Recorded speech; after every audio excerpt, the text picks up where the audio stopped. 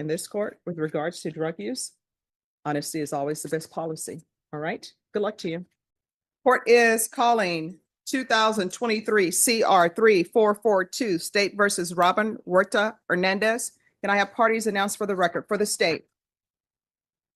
Defense. This is Pauline Portillo for Ms. Robin Huerta-Hernandez. And are you Miss Hernandez? Yes, sir. All right, and you need to slide over a little bit so that the state will have room. All right, did you review the document entitled Motion to Enter Adjudication of Guilt and Revoke Community Supervision with your attorney? Did you understand it?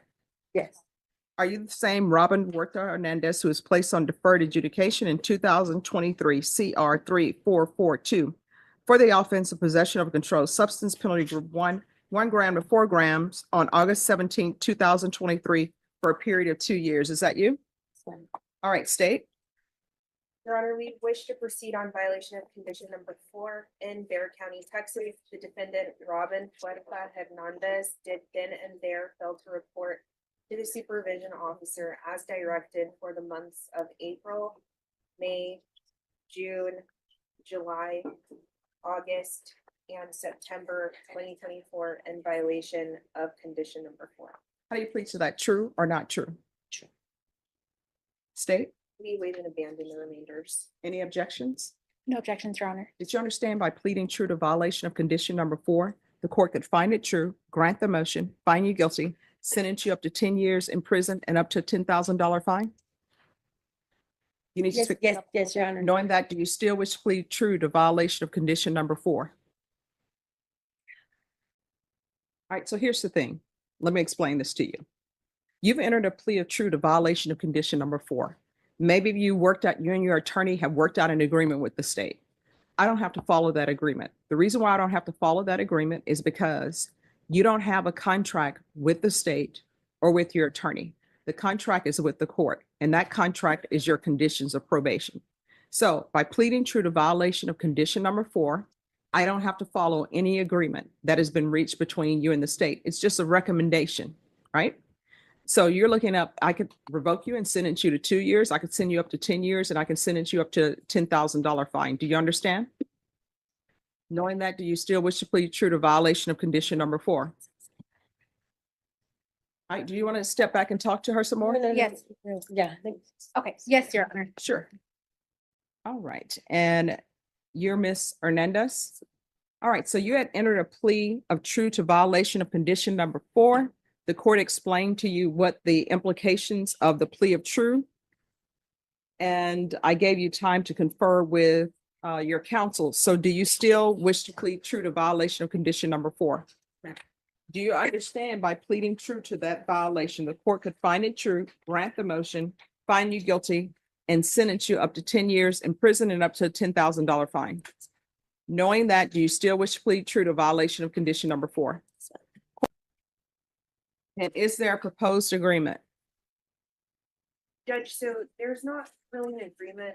Each side's asking for something different. As far as the state and what the state is asking for, we are asking that you deny the motion. However, we are asking for you to alter and amend her condition. We'll continue her on deferred, but alter and amend her conditions for a 1-year extension and order her to go to safe P due to the struggles that she has had with reporting and failing to submit to her doings. All right, defense, what are you requesting? Judge, we're asking for the extension of the 1 year as well, but instead of SafeP, we're asking for some form of supportive outpatient treatment. Since Ms. Huerta-Hernandez was released, she's been doing almost daily NA meetings online. She's been checking in with Ms. Lanier, her pretrial supervision officer, which I have an email from her in Defendant's Exhibit 1 that she's been in full compliance, no violations on her GPS. Any I objection have to? a chance to review it. I have no objection. All right, I'll review that. And the MTR alleges drug use in February, but there have been no positive tests since then. I do intend to call Mr. Mike Hernandez, her fiance, and Ms. Hernandez herself to explain the non-reporting. I urge the court, if they're between making a decision between SafeP and what I'm asking for, which is a supportive outpatient program that they send Ms. Huerta-Hernandez for drug testing, I do believe she's going to come up negative. And I do believe that I'm gonna put on some evidence. So why hasn't she been reporting? Judge, it seems like around the time that she stopped reporting in March, she was dealing with some homelessness. And she recently connected with her fiance, and she's now living with him, which was not a circumstance back when she stopped reporting. He's been keeping her on track, helping her to get clean, helping her to look for employment. She has been a victim of abusive relationships in the past, which have caused complete destruction for her. She's lost custody of her children. It's caused drug use. It's led to a diagnosis of bipolar disorder and depression. And so at this point, I think she is in the best position with the support of her fiance, with the support of her fiance's mother, who have been waiting here all day for her. And I think she's just right on track, Your Honor, to not relapse again. She's been doing everything she's supposed to do. She's she also has some medical disorders that I think are gonna cause a problem for her if she had to go back into detention. She has a little eye infection, if the court could take notice of. She has a cut eye that I think she needs to get treated pretty soon, and she has asthma that she said was very difficult for her when she was in SATIF. And Your Honor, I think just the circumstances for her right now are gonna be optimal for her to succeed and not relapse. She has no criminal history besides this case. So at this point, I'm asking you, add conditions, weekly UAs, random UAs, zero tolerance, can keep her on GPS. She would like to look for work as a housekeeper at this point to help contribute to the household and get some visits back in. She has ordered supervised visits through Guardian House right now with her 16-year-old. So she really just wants to get her life back together and get back on I'm track. sorry, what did you say about her and a 16-year-old? She's supervised visits at Guardian House right now. They cost quite a bit of money though, so she will have to work to try to get those visits in. But that's my understanding from what she tells me is going on with that minor child. She does have older children as well. They're adults. They were here at the last setting, but as far as just the minor, she really has to rebuild that back up because her past relationships have really caused havoc in her life Okay, and have led to these behaviors. and state. Judge, I am in agreement. This is her first MTR. She doesn't have any additional criminal history other than this. However, she has had some issues reporting, and I just think she needs a more structured environment to really help her if she's really serious about getting clean. She did complete SATIF, but did struggle in aftercare, and then just kind of falls off the grid, absconded from the jurisdiction of the court. And there haven't been any positives because she hasn't submitted to UA. And so that's why. Robin admits she failed to report for months, but blames homelessness, broken relationships, and trauma. Her defense paints a picture of someone finally stabilizing with support, yet the state argues relapse is only one step away. The judge listens, weighing compassion against responsibility, knowing the next choice defines her That's fate. why I'm asking for what I'm asking for, Your Honor. And Judge, I meant to tender Defendant's Exhibit 2 also, which is the verification that she's been attending the NA meeting, Mhm. mission and published to the court. Yes.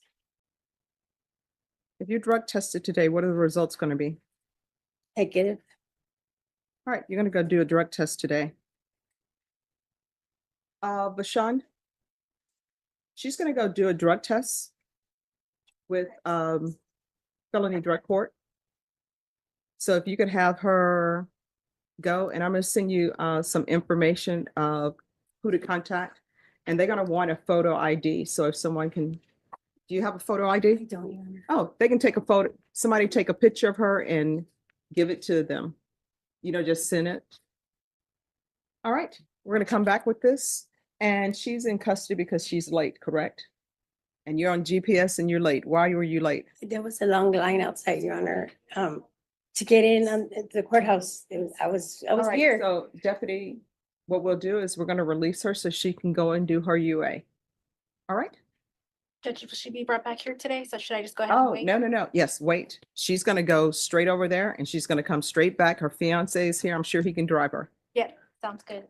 Oh, I'm sorry, but her counsel, I should wait, right? Yes. For her to come back. Okay. And if you speak to Miss Abrams, she'll tell you where you need to go.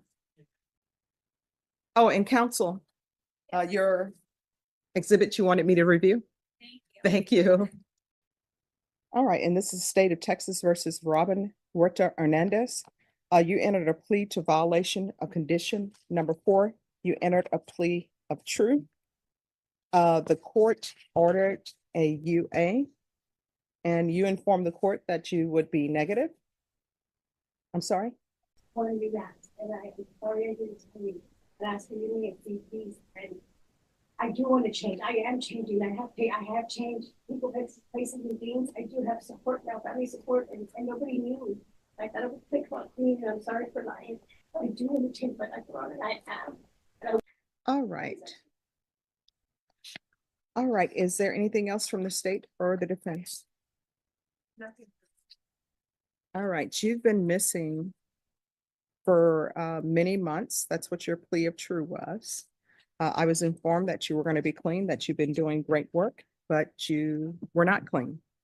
The court is going to grant the motion. The court is going to find you guilty. The court will revoke, request the therapeutic community. How much time are you asking for, state? Defense, what are you asking for? All right. The court will sentence you to 3 years in the prison, give you credit for any time served, and the court will retain jurisdiction. Did you review the document entitled Trial Court Certification of Defendant's Rights to Appeal with your attorney? Did you understand it and sign it? Right. You do have a limited right to appeal. That right to appeal is as it relates to the allegation. The drug test results crush her defense's hope. The judge revokes probation, sentencing Robin to 3 years. It's a harsh reality. Support, promises, and excuses fall short when evidence speaks louder. Her story becomes another reminder inside this courtroom that honesty and accountability aren't just expected. They're It's the demanded. allegations in the motion, not the fact that you're on deferred adjudication. Because this is a felony conviction, you're not allowed to own or possess any weapons or ammunition. If you have a question over what a weapon or ammunition is, you need to speak to an attorney. Do you understand? All right, we can go off the record. Good luck to you. I will tell you in this court, with regards to drug use, honesty is always the best policy. All right, good luck to you.